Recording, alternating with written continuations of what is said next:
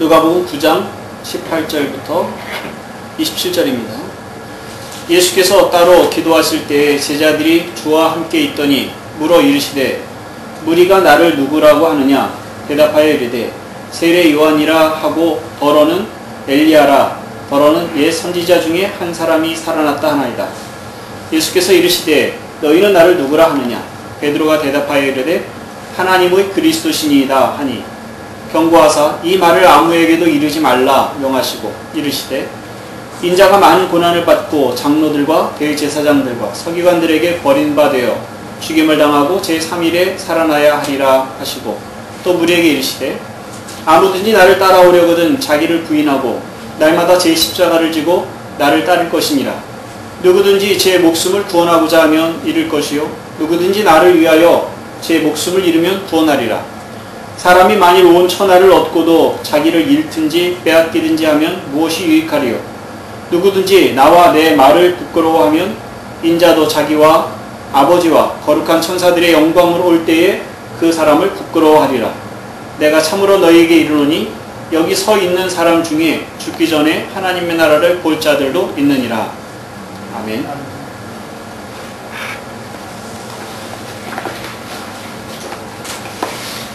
예수님을 믿는 사람을 그리스도인이라고 합니다. 예수님께 배우고 따르는 자를 제자라고 하죠. 어떤 나라가 먼저 있었을까요? 예전에 한번 질문을 던졌던 것 같은데요. 그리스도인이라는 단어가 먼저 생겼을까요? 제자라는 단어가 먼저 생겼을까요? 제자라는 단어가 먼저 생겼습니다. 제자라는 말은 당시에도 흔한 말이었습니다. 사람들은 좋은 선생을 찾아 배우려고 했습니다. 랍비를 따르는 제자들이 많이 있었죠. 예수님은 하나님의 말씀을 권위 있게 전하는 한 사람의 랍비로 알려졌고 많은 사람들이 예수님을 따라다녔고 또 그 말씀을 배우고 듣기를 즐거워했습니다. 주님께서 어떤 이들은 제자로 부르셨고 또 어떤 이들은 제자가 되려고 했습니다. 그런데 주님이 승천하신 후에 제자들이 복음을 전하고 많은 곳으로 사람들이 흩어졌습니다. 안디옥이라는 곳에 믿는 사람들이 흩어져 살게 됐는데 그곳에서 사람들이 이 믿는 예수님을 따르는 제자들을 그리스도인이라고 부르기 시작했습니다. 그리스도인. 그러니까 그리스도인이라는 말을 쉽게 우리말로 표현을 하자면 예수쟁이입니다. 예수쟁이. 초창기에 복음이 들어왔을 때 예수님을 믿는 사람들이 예수쟁이라 그랬어요. 저도 어렸을 때 그런 얘기를 들었던 것 같습니다. 또 군대 가서 예수 믿는다고 얘기하니까 너 예수쟁이구나 하는 그런 얘기를 들었습니다. 요즘은 잘 쓰이지 않는 단어가 되어버렸어요. 쟁이라는 말은 이제 전문가에게 붙여졌던 좋은 의미로 전문가에게 붙여졌던 단어죠. 사전의 의미로 보면은 그것이 나타내는 속성을 많이 가진 사람이랍니다. 그것이 나타내는 속성을 많이 가진 사람. 뭐가 있을까요? 쟁이. 대장쟁이.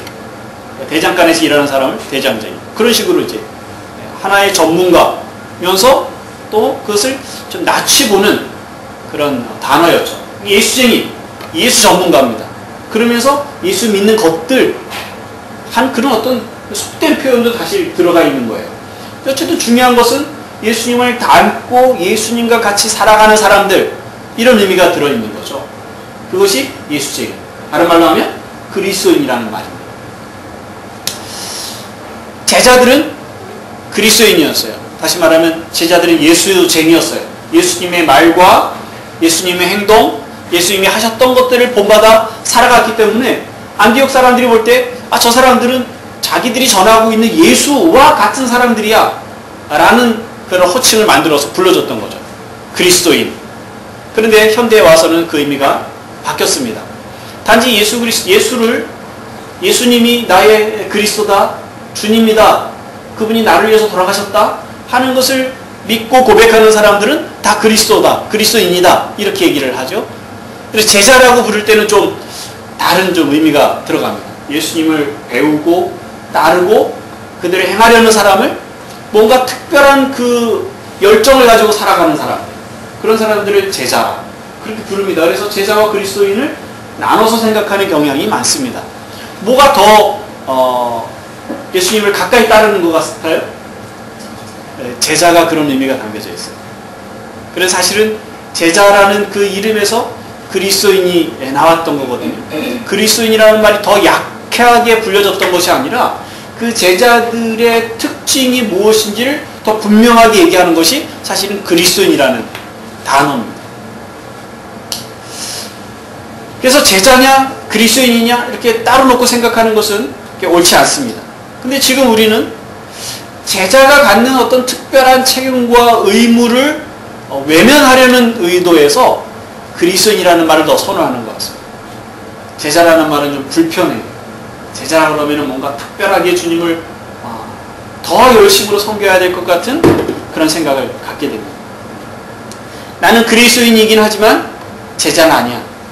그렇게 심각하게 주님을 따르고 싶어 하지 않는 그런 경향을 나타냅니다. 그런데 그런 건 없습니다. 그런 부르심은 없습니다. 그리스도인이면 모두 다 제자입니다. 모든 제자는 다 그리스도인이어야 합니다. 그 정체성을 우리가 회복할 필요가 있습니다. 제자리를 찾아야 합니다. 오늘 본문을 통해서 그 생각을 좀 하려고 하는데요. 그리스도인이 되는 데 있어의 핵심은 믿음의 고백이죠. 그리스도가 누군가, 예수가 누군가 하는 믿음의 고백입니다. 제자의 핵심은 제자의 길을 가는 거예요. 제자가 살아가는 삶의 양식이 있는 거죠. 그것을 제자도라고 합니다. 고백, 그리고 제자도. 이것은 사실 한 형제입니다. 쌍둥이에요. 고백과 제자도는 뗄래야 뗄 수 없는 동전의 양면과 같은 것입니다. 그리스도인에게 고백만 있고 제자의 길은 없어도 된다. 그렇지 않습니다.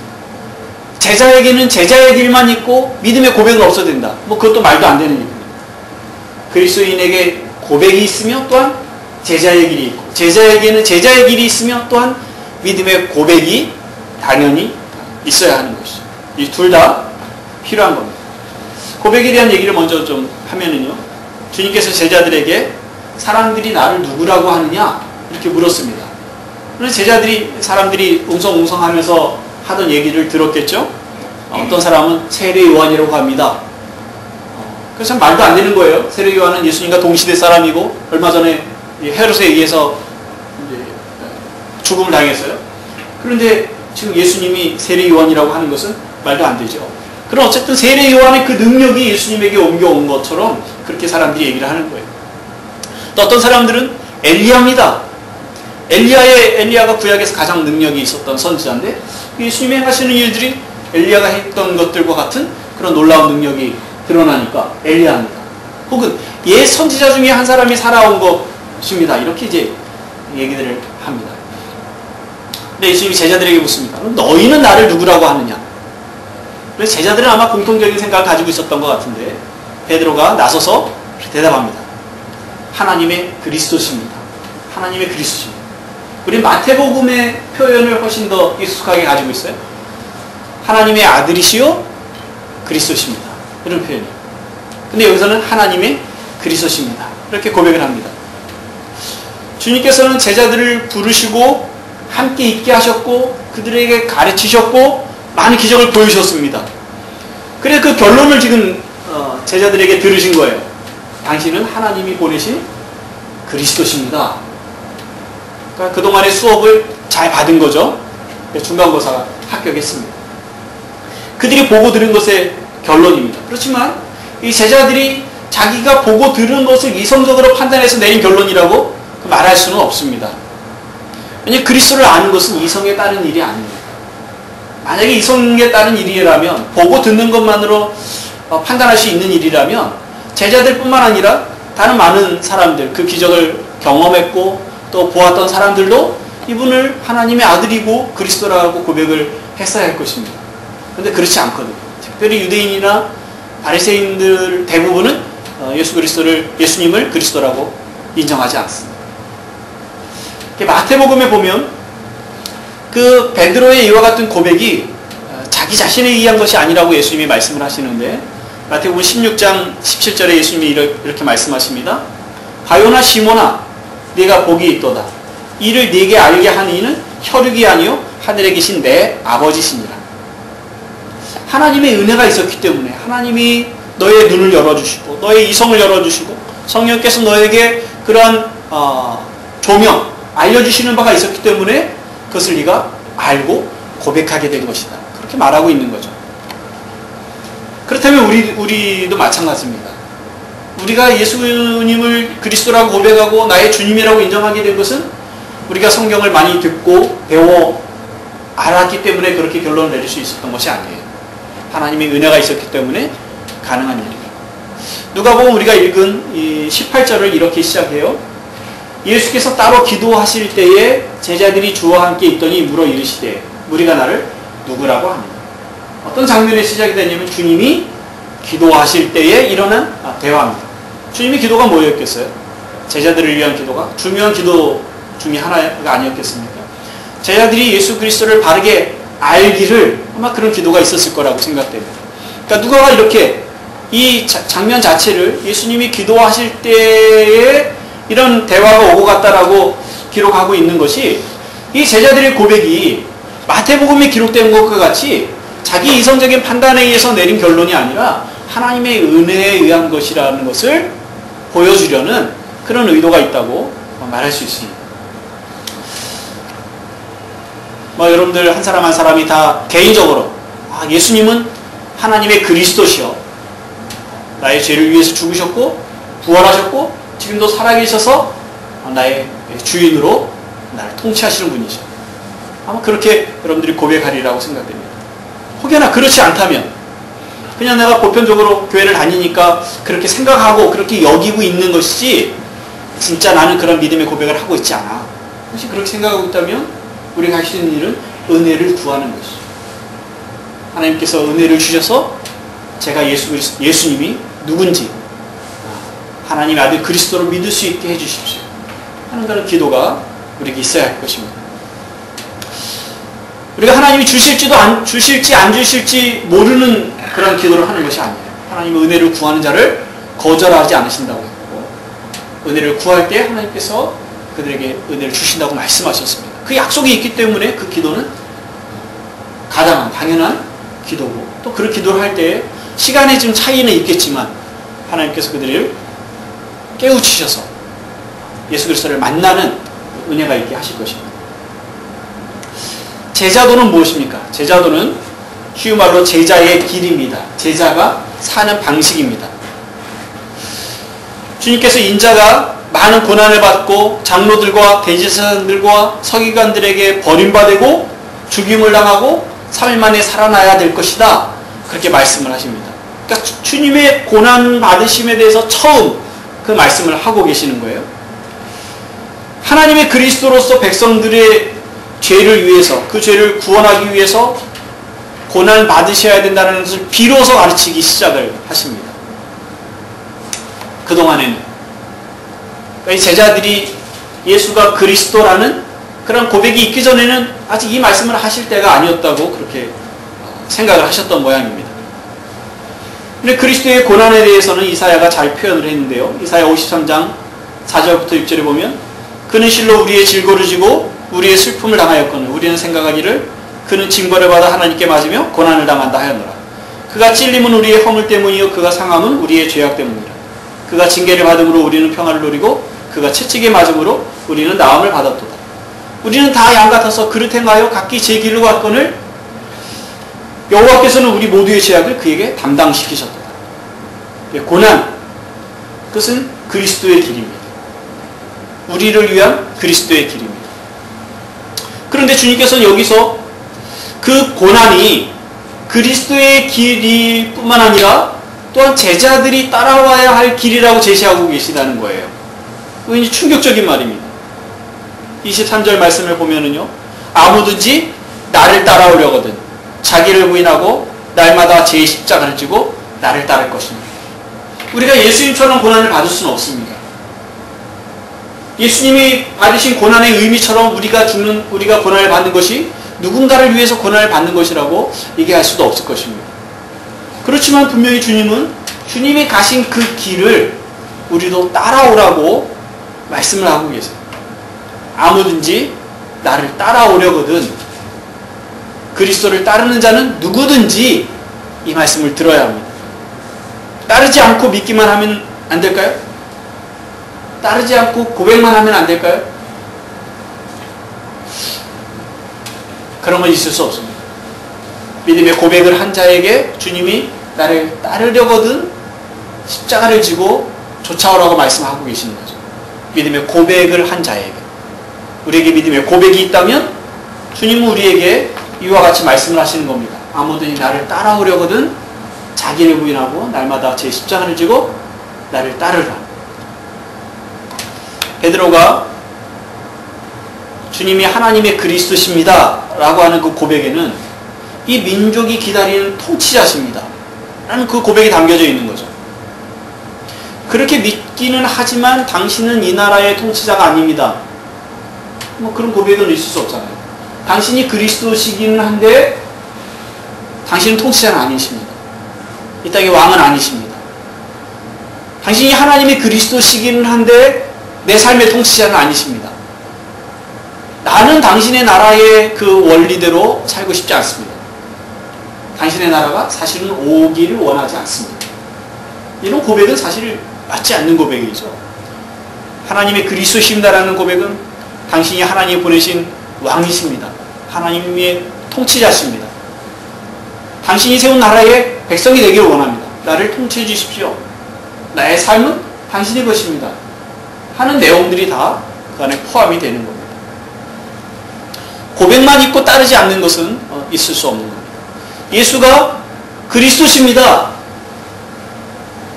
그 고백은 나의 삶을 걸고 고백을 하는 것입니다. 삶에 전혀 영향을 미치지 않는 고백, 삶을 내어놓지 않는 그리스도를 따르는 일, 그런 것은 사실은 있을 수 없습니다. 근데 우리가 너무 이것에 익숙한 시대에 살고 있어요. 우리 자신이 그렇죠. 우리 자신이 하나님의 말씀을 들어도 그 말씀이 우리의 삶과 갈등이 일어나지 않는 경우들이 많죠. 우리가 그 말씀에 적합하게 살아가서가 아니라 그 말씀을 그렇게 권위 있게 받아들이지 않기 때문에 그 말씀을 지켜 살아가는 것 때문에 우리가 혼란을 느끼는 경우들은 많지 않습니다. 갈등을 일으키고 우리가 포기해야 될 것들을 어떻게 해결해야 될지 고민하는 경우들도 그런 많지 않습니다. 우리 그냥 믿음으로 입술로 고백하는 것으로 때우는 그런 신앙이 익숙해 있기 때문에 그렇습니다. 그렇지만 그것은 주님이 우리를 부르신 부름의 길이 아닙니다. 주님 분명히 이렇게 말씀하십니다. 아무든지 나를 따라오려거든 자기를 부인하고 날마다 제 십자가를 지고 나를 따를 것이니 나의 길이 아닌 주님의 길을 걸어가라고 말씀을 하시는 거죠. 나의 명예를 위한 삶이 아닌 주님의 명예를 위한 삶을 살라고 명령하고 계십니다. 나의 방법이 아닌 주님의 방법으로 살아가라고 명령하십니다. 선택이 아닙니다. 나는 그리스도인으로 남아있을게요. 제자는 당신이 사세요. 그건 선택이 아니에요. 선택이 아닌 분명한 이유가 24절부터 27절까지 있는 말씀입니다. 24절부터 보면요. 누구든지 제 목숨을 구원하고자 하면 잃을 것이요 누구든지 나를 위하여 제 목숨을 잃으면 구원하리라. 주를 위하여 목숨을 잃는 것이 자기의 목숨을 구원하는 길입니다. 자기의 목숨이 사는 길이에요. 다른 길은 없습니다. 25절에 사람이 만일 온 천하를 얻고도 자기를 잃으면 자기를 잃든지 빼앗기든지 하면 무엇이 유익하리요? 이것보다 더 중요한 일이 없는 거죠. 천하를 얻는 일이 중요합니까? 중요합니다. 그러나 자기 목숨을 구하는 것보다 더 중요하진 않습니다. 이보다 더 중요하지 않아요. 26절에요. 누구든지 나와 내 말을 부끄러워하면 인자도 자기와 아버지와 거룩한 천사들의 영광으로 올 때에 그 사람을 부끄러워하리라. 우리가 주님의 말씀과 주님을 부끄러워하면 주님도 우리를 부끄러워하신다고. 우리 이 말씀이 좀 부끄럽죠, 이 말씀이. 왜냐면 우리가 복음을 전하는 일에 부끄러움을 많이 타거든요. 쉽게 사람들에게 가서 예수님을 전하고 그러지 못합니다. 우리의 그런 행동들을 사실 여기서 얘기하려는 것은 아닙니다. 보편적인 태도를 말하는 거예요. 우리가 주님을 부끄러워한다면 이 시대에 예수 그리스도의 복음이 부끄럽다고 생각이 된다면 그럼 우리가 예수님을 믿겠습니까? 그렇지 않죠. 우리 예수님을 그런 면에서 우리는 부끄러워하는 사람들은 아닙니다. 부끄러워한다는 것은 그를 믿기 어려워하는 거죠. 복음을 들으려 하지 않는다는 것. 그런 태도를 말합니다. 그래서 주님이 우리를 부끄러워하신다는 것도 사실은 있을 수 없는 일입니다. 있을 수 없는 일을 여기 얘기하는 거예요. 복음과 주님을 부끄러워하면서 믿는 것은 불가능한 일이에요. 그것처럼 그것을 부끄러워하는 사람이 그것을 부끄러워하는 것이 있을 수 없는 것처럼 주님도 우리를 부끄러워하는 것은 있을 수 없는 거죠. 당연한 태도라고 말씀하시는 겁니다. 27절에요. 내가 참으로 너에게 이르노니 여기 서 있는 사람 중에 죽기 전에 하나님의 나라를 볼 자들로 있느니라. 이건 주님이 영광스럽게 변화되실 28절 이하에 나와 있는 사건에 대한 예고이기도 합니다. 그래서 제자들 중에 베드로와 야고보와 요한은 예수님이 영광스럽게 변화된 모습을 보게 되죠. 그래 단지 그것만을 얘기하는 것만 같지는 않습니다. 또한 우리에게 해당되어지는 이 말씀의 의미는 제자의 길을 걷는 사람에게는 먼 나라 나중에 이르게 될 그 하나님의 그 영광을 보는 것뿐만 아니라 가까이 살아있는 동안에 현세에도 그 영광의 맛을 보게 될 것이라는 의미로 이 말씀을 기록하고 있습니다. 그것이 어떤 것인지 구체적으로 얘기하기는 어려울 것입니다. 그러나 복음대로 살아갈 때 주님의 제자의 길을 걸어갈 때에 우리가 주님과 동행하는 그 은혜를 경험하게 되죠. 우리가 고난에 참여하면서도 그리스도를 더 깊이 알고 그리스도를 아는 그 지식의 가장 고상함이 무엇인지 그 의미를 깨달아요. 더 주님과 친밀하게 되는 그 그리스도의 영광에 참여하게 되는 그런 것들이 여기서 말하는 하나님의 영광을 말하고 있는 것일 수도 있습니다. 어쨌든 그리스도를 따를 때 그 제자의 길을 살아갈 때 그것이 그냥 먼 나라에 먼 훗날에 있을 것에 대한 소망 그 영광에 대한 소망뿐만 아니라 여기서 그리스도와 함께 살아가는 중에도 그 은혜와 그 영광을 맛보게 된다는 말씀을 27절에서 하고 있습니다. 제자의 길은 우리가 선택할 수 있는 것이 아니라 마땅히 가야 할 길이라고 말씀을 하고 계시는 거예요. 그런데 이 제자의 길은 앞에서 말하는 것처럼 목숨을 요구하는 것이에요. 목숨을 잃는 길이에요. 디트리 본 회퍼라는 독일 신학자가 있습니다. 히틀러를 암살하려고 암살단을 조직을 해서 그것을 실행하려다가 실패하고 그리고 잡혀서 죽게 됩니다. 그런데 본 회퍼가 독일 교회가 그리스도의 가르침과 그 삶을 따르지 않고 나치 정부의 하수인과 같은 그런 역할을 하는 걸 보고 분개를 하며 안타까워하고 그리스도를 따르라고 독일 교회를 깨웁니다. 근데 그 가르침은 지금 우리에게도 대단히 중요합니다. 지금 현대 그리스도인들의 삶이 입술의 고백은 있지만 그리스도를 따르는 삶이 없다는 그런 생각을 할 때 보네포의 가르침이 이 시대에도 참 유용하지 않은가. 그래서 그의 책들이 많이 번역돼서 나오고 있습니다. 그래야 그의 신학적 가르침을 우리가 다 받아들이고 따라가기는 어려운 면들도 있습니다만은 그러나 분명히 그가 말하고 있는 그리스도를 따르는 그 행동이 필요하다는 것에 있어서는 우리가 중요하게 그 교훈을 받아들여야 됩니다. 근데 보네포가 이렇게 말합니다. 그리스도께서 우리를 부르신 것은 죽으라고 부르신 것입니다. 굉장히 도전적인 말이에요. 십자가의 길이 그렇지 않습니다. 죽음에 이르는 길 아닙니다. 고백이 있다면 제자도가 있어야 됩니다. 그런데 고백은 좋지만 제자도는 무겁습니다. 어렵습니다. 말만 들어도 이건 경기가 일어날 만한 그런 말이기도 합니다. 근데 이제 두 번째 명제가 여러분에게 위로가 될 텐데요. 제자는 되어가는 길입니다. 그리스도인이고 제자인 우리에게는 믿음의 고백과 제자의 길이 함께 있어야 됩니다. 하지만 제자의 길은 한 번에 완성되는 그런 길이 아닙니다. 그런 날마다 살아가는 삶의 길입니다. 어떤 행동으로 목숨을 건 어떤 특별한 행동을 통해서 제자됨을 증명해 보여야 하는 길이 아니라 자기를 부인하고 날마다 자기 십자가를 지고 걸어가는 길이 제자의 길입니다. 주님을 따라가는, 자기를 죽이고 주님을 닮아가는 길. 한순간에 되어지는 것이 아니라 계속적으로 주님을 따라가는 길. 그것이 주님이 우리에게 말씀하시는 제자의 길. 주님이 고난을 당하신다는 얘기를 제자들도 이해를 못했습니다. 그래서 44절 이후에 보면 주님이 고난받으실 것에 대해서 다시 말씀하십니다. 근데 제자들이 이해하지도 못했을 뿐만 아니라 그것이 무엇을 의미하는지 주님께 묻는 것조차도 두려워했다고 기록이 되어 있어요. 제자들은 오로지 하나님의 나라, 하나님의 영광의 나라가 임하는 것에만 마음을 두고 있었습니다. 그래서 어떻게 하든지 자기들이 다른 제자보다 좀 더 높은 자리에 올라가고 싶은 그런 다툼이 있었어요. 야, 나는 주님의 영광스러운 모습을 봤어. 그러니까 내가 첫 자리야. 너는 둘째 자리야. 나이를 보나 뭘 보나 내가 더 낫지 않아. 아마 이런 실험들을 했었을 것입니다.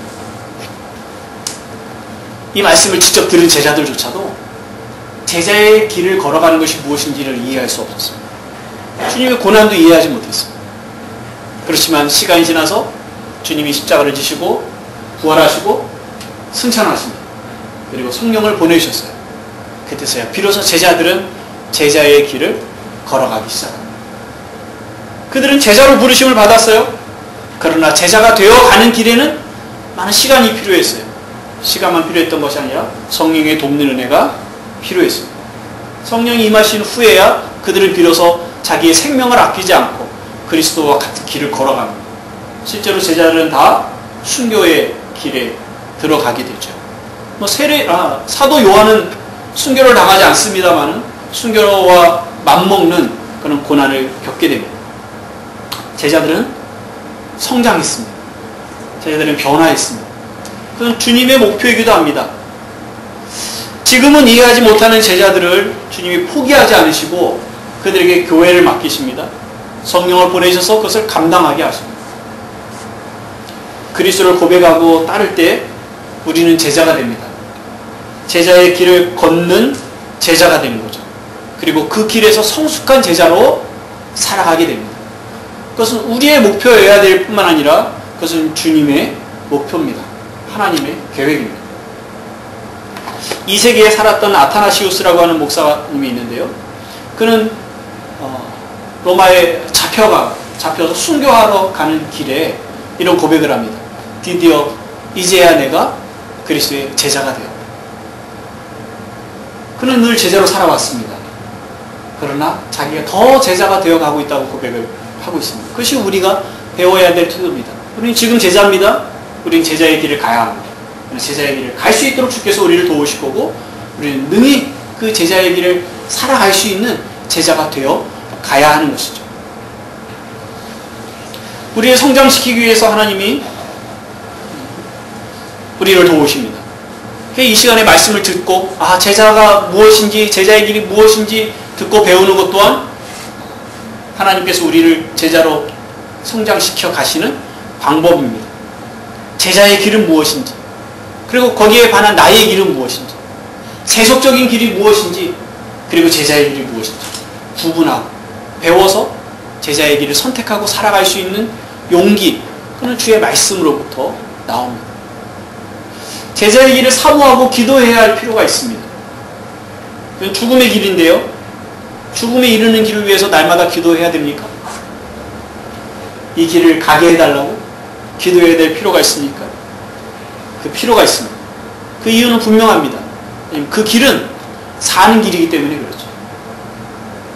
그 죽음의 길이야말로 그리스도를 따르는 죽음의 길이야말로 우리가 사는 길이라고 분명히 말씀하셨지 않습니까? 그러니까 내가 사는 길입니다. 세상의 길은 죽음의 길입니다. 나의 길은 나의 영광과 나의 명예를 쫓아 살아가는 길은 죽음의 길입니다. 그리스도를 따르는 십자가의 길이 우리가 사는 길입니다. 무엇보다 우리가 주님이 걸어가신 그 길을 걷기 위해 기도해야 하는 이유는 우리가 주님을 사랑하기 때문에 그렇습니다. 주님이 걸어가신 길, 우리가 주님을 사랑하기에 그 길을 걸어가기를 힘쓰게 되는 거죠.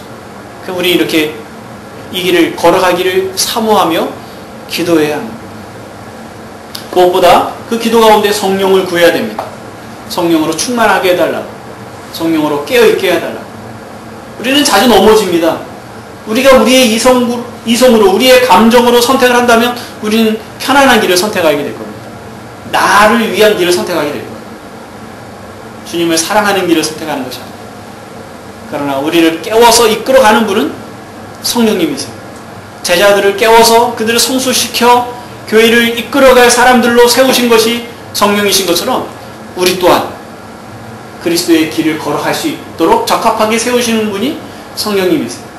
우리가 기도 중에 또한 성령의 도우심을 구해야 합니다. 사랑하는 여러분, 여러분이 겪고 있는 삶을 한번 생각해 보십시오. 지금 살아가고 있는 삶의 형편들. 어렵고 힘듭니까? 문제가 많습니까? 바로 주님이 따라오라고 그 길을 우리에게 인도하시지 않으셨겠습니까? 지금 우리가 서 있는 자리가 어떤 자리든지 간에 그 길은, 그것이 행복하고 불평할 만한 어려운 삶의 길이든지 간에 그 길은 주님이 자기를 부인하고 날마다 너의 십자가를 지고 나를 따라, 그 말씀으로 우리를 거기다 두신 자리입니다. 우리가 우리 자신을 부인하고 날마다 우리의 십자가를 지고 주님을 따라가기에 적합한 자리입니다. 주님이 보내신 자리죠. 혹시 여러분들이 있는 그 자리가 영광의 자리입니까? 그 길에 서 있는 것이 주님을 위한 길이 아니고 나의 영광, 나의 명예를 드러낼 만한 그런 길입니까? 그럼 주님이 그것을 포기하기를 원하시겠죠. 주님께 내어드려야 될 거죠. 그 예수전도단의 사역자 중에 플로이드 맥클랑이라고 하는 분이 있는데요. 10대 후반에 그리스도께 자신을 헌신합니다. 그를 대학에 들어갔어요. 물론 그의 삶의 방향이 그리스도께 맞춰져 있었습니다. 굉장히 농구를 좋아했어요. 그래서 10대 때 하루에 12시간을 농구공을 가지고 할 정도로 그 농구를 좋아했습니다. 그러니 이제 대학에서 농구팀에 들어갔고 농구 스타가 됐습니다. 좋은 성적을 냈어요. 그래서 여러 이제 프로팀에서 스카우트 제의도 들어오고 그랬습니다. 그런 중에 이 맥클랑이 이 농구를 나의 영광을 위해서 하는구나 하는 생각을 갖게 됐습니다. 하나님께서 그것을 내려놓기를 원하신다는 생각을 갖게 됐어요. 하나님이 너 그만해라 하는 생각을 주시는 거예요. 근데 그 생각을 가지고 더 이상 그 농구를 할 수가 없었어요. 근데 주전 선수라 이걸 포기한다는 건 굉장히 어려운 일이죠. 그러나 어쨌든 코치에게 가서 그 얘기를 했습니다. 하나님 원하셔서 내가 이걸 그만해야 되겠습니다. 근데 코치가 헌신된 그리스도인이었고 그것을 이해하고 받아들였습니다. 근데 주변의 친구들은 이해할 수 없는 일이죠. 야, 너 미쳤냐? 너 광신자구나? 하는 그런 비난의 화살들이 날아왔습니다. 그러나 포기할 수밖에 없었고 포기했습니다. 얼마 시간이 지났습니다. 어떤 일이 있었는지는 구체적으로 알 수 없지만 어쨌든 하나님께서 다시 농구를 해도 괜찮다는 사인을 보내주셨습니다. 그리고 다시 농구를 하기로 했습니다. 물론 많은 사람들이 환영을 했죠. 근데 그 전에 농구하던 것과 이제 새롭게 농구할 때의 자기의 태도가 바뀌었다고 고백을 합니다. 그래서 그냥 자기를 위해서 농구를 했어요. 그러나 그 이후의 농구는 주님을 위해서 농구를 합니다. 물론 농구 선수가 되진 않았습니다. 그러니까 25, 6살 때 대학을 졸업하고 결혼을 하고 그리고 예수전도단의 사역자가 돼서 평생을 전임 사역자로 살아가는 삶을 살게 됩니다. 영광의 자리에 주님께서 우리를 높여 세워주셨을 수 있습니다. 그러나 그 자리가 나를 위한 자리인지 그곳에서 내가 주님을 위한 주의 길을 걸어가고 있는지 우리는 우리 자신의 삶을 돌이켜 생각해야 될 것입니다. 우리는 함께 주님의 길을 걷는 사람들입니다. 함께 날마다 십자가를 지라는 그 명령을 받고 있는 사람들이고 그 길을 앞서거니 뒤서거니 하면서 걸어가고 있는 사람들이에요.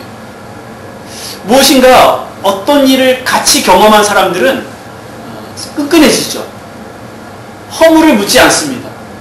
그 한 가지 같은 경험, 같이 경험했다는 사실이 그 서로를 친밀하게 하고 사랑하게 하고 그를 위해서 무엇인가를 내줄 수 있는 그런 관계가 되죠.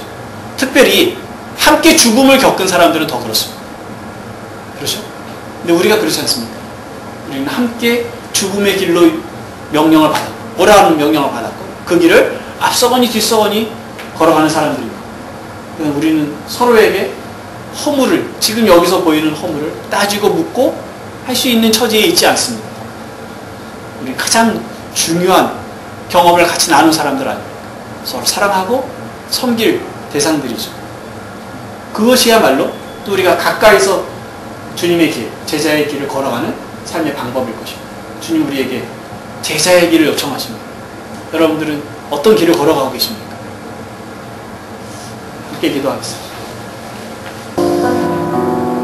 하나님 아버지, 저희 삶에서 겪는 일들 중에 고되고 힘든 일임에도 불구하고 우리에게 가치 있는 일로 기쁨이 되는 일로 열정을 다해서 하는 일들을 우리가 경험합니다.